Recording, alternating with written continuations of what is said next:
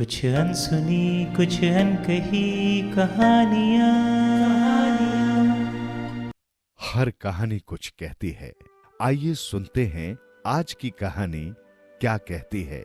ये कहानी है जीवन बदलने वाली। एक दंपति दीपावली की खरीदारी करने को हड़बड़ी में था। पति ने पत्नी से कहा, जल्दी करो, मेरे पास टाइम नहीं है, कहकर कमरे से बाहर निकल गया। तभी बाहर लॉन में बैठी मां पर उसकी नजर पड़ी।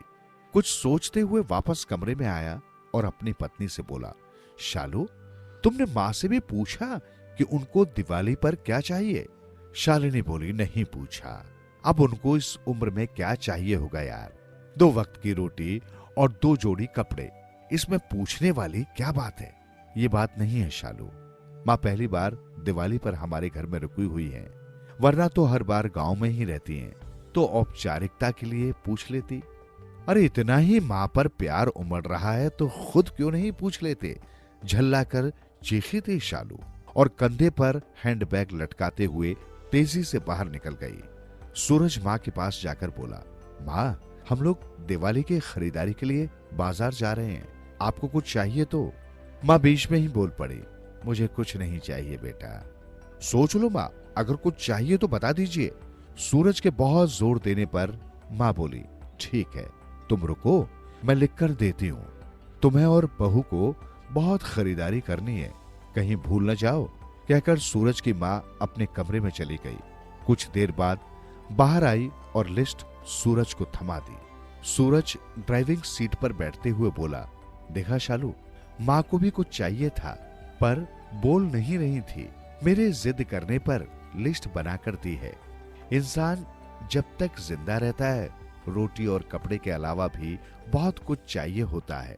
अच्छा बाबा ठीक है, पर पहले मैं अपनी जरूरत का सारा सामान लूंगी, बाद में अपनी मां की लिस्ट देखते रहना, कहकर शालिनी कार से बाहर निकल गई। पूरी खरीदारी करने के बाद शालिनी बोली, अब मैं बहुत थक गई हूं, मैं कार में एसी चालू करके बैठती हूं, आप अपनी मां का सामान देख लो।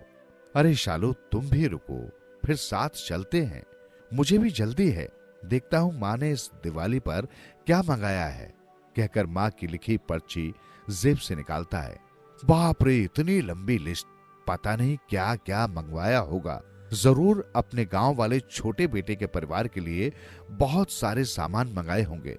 और बनो श्रवण कुमार, कहते हुए शालिनी गुस्से से सूरज की ओर देखने लगी।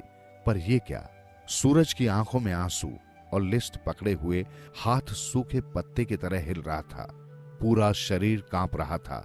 शालिनी बहुत घबरा गई। क्या हुआ, ऐसा क्या मांग लिया तुम्हारी मां ने, कहकर सूरज के हाथ से पर्ची झपट ली। हैरान थी शालिनी भी, इतनी बड़ी पर्ची में बस चंद शब्द ही लिखे थे।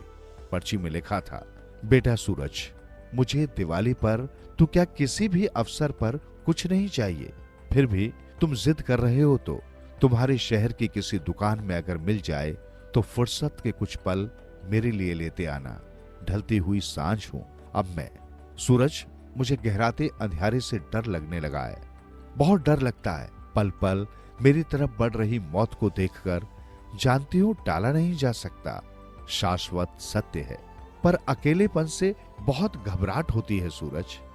तो जब तक तुम्हारे घर पर हूं, कुछ पल बैठा कर मेरे पास, कुछ देर के लिए ही सही बांट लिया कर मेरे बुढ़ापे का अकेलापन। बिन दीप जलाए ही रोशन हो जाएगी मेरे जीवन की सांझ। कितने साल हो गए बेटा तुझे स्पर्श नहीं किया, एक बार फिर से आ मेरी गोद में सर रख और मैं ममता भरी हथेली से सहलाऊं तेरे सर को। एक बार फिर से इतराए मेरा हृदय मेरे अपनों को करीब, बहुत करीब पाकर, और मुस्कुराकर मिलूं मौत के गले। क्या पता अगली दिवाली तक रहूं न रहूं। पर्ची की आखिरी लाइन पढ़ते पढ़ते शालिनी फफक फफक कर रो पड़ी। ऐसी होती है मां।